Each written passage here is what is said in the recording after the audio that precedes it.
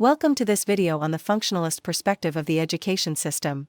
Functionalist sociologists view education as one of the key institutions that help maintain social stability and cohesion. In this video, we will explore how education contributes to society, the roles it plays, and the benefits it provides from a functionalist standpoint. Let's dive in. Education can be broadly categorized into two types, formal and informal. Formal education is systematic and curriculum-based, taking place within institutions like schools.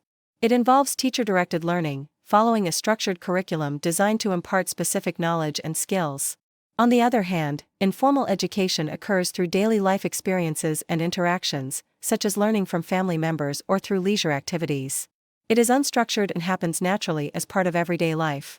Functionalism is a sociological perspective that likens society to a living organism, a concept known as the organic analogy. Just as different parts of a body work together to maintain health, various institutions in society, including the education system, function collectively to maintain social stability and cohesion. According to Functionalist Theory, society is made up of four main organs or institutions that work together to maintain balance and order. These are the economy, which drives production and distribution, the political system, which provides governance and order, the cultural system, which includes education and media, shaping our values and norms, and finally, religion and family, which play key roles in socializing individuals and maintaining social cohesion.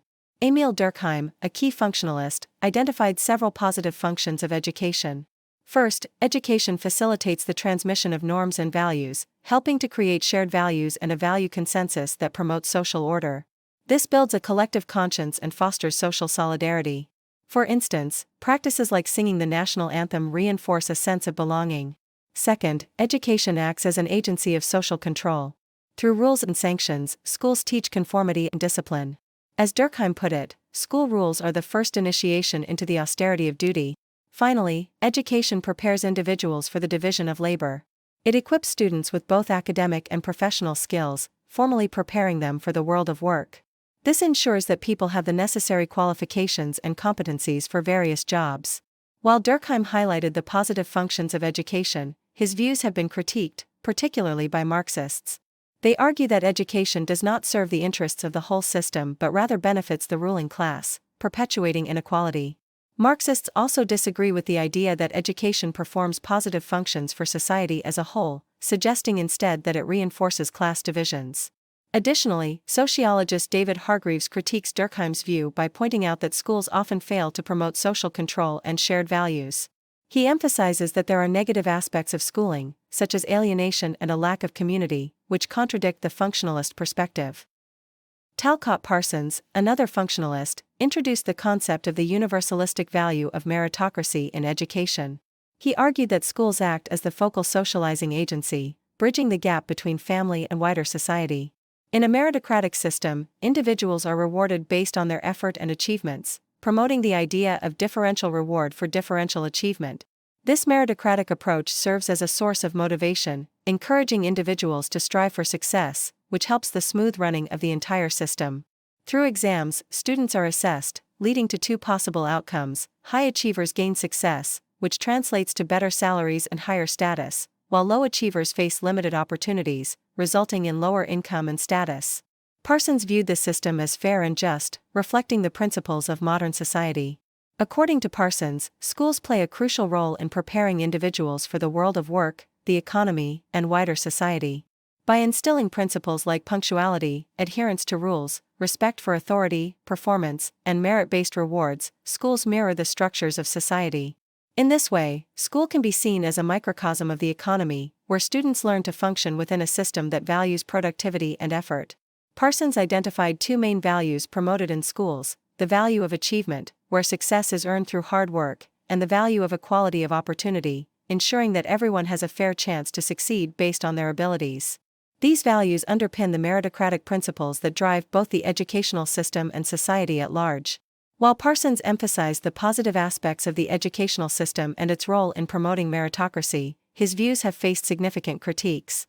Marxists argue that meritocracy is a myth. They contend that the educational system primarily serves the interests of the economically powerful, perpetuating class inequalities. Pierre Bourdieu introduced the concept of cultural capital, highlighting how elite self-recruitment allows privileged groups to maintain their advantages through education. Feminist critiques point out that functionalists often overlook the power struggles inherent in gender relationships, leading to disparities in opportunities for men and women. Critics also suggest that functionalists exaggerate the positive link between education and societal benefits, overlooking issues such as racism in education, bullying, and vandalism.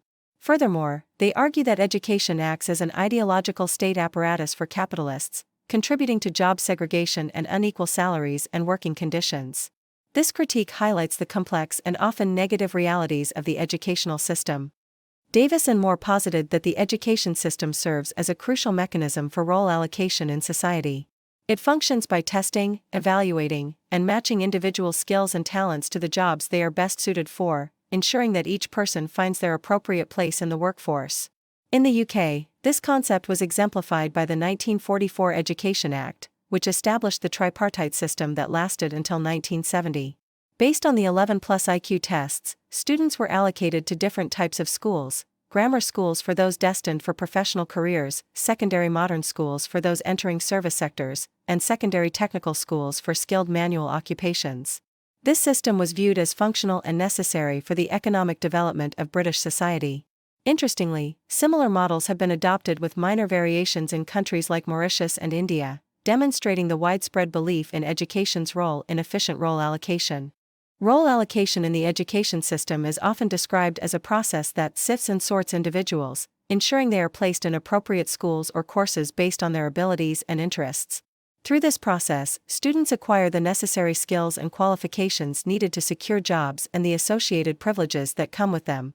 This mechanism is essential for maintaining a functional society and promoting social order.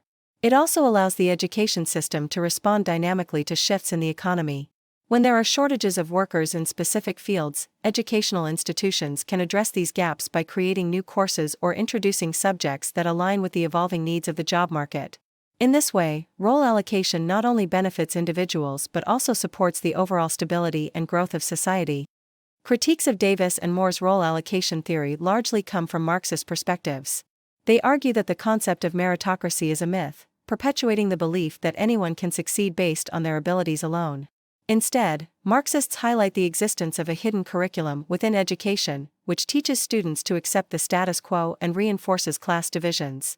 This hidden curriculum fosters false class consciousness, leading individuals to believe that their social standing is a result of their own merits rather than systemic inequalities. In reality, educational success is often influenced by factors such as socioeconomic background, cultural capital, and access to resources, thus challenging the notion that the education system truly provides equal opportunities for all. Thank you for watching. If you found this video informative and engaging, please give it a thumbs up and consider subscribing to our channel for more content on sociological perspectives and topics. Your support helps us continue to create valuable resources. Feel free to leave your thoughts and questions in the comments below. Until next time, keep exploring and questioning the world around you.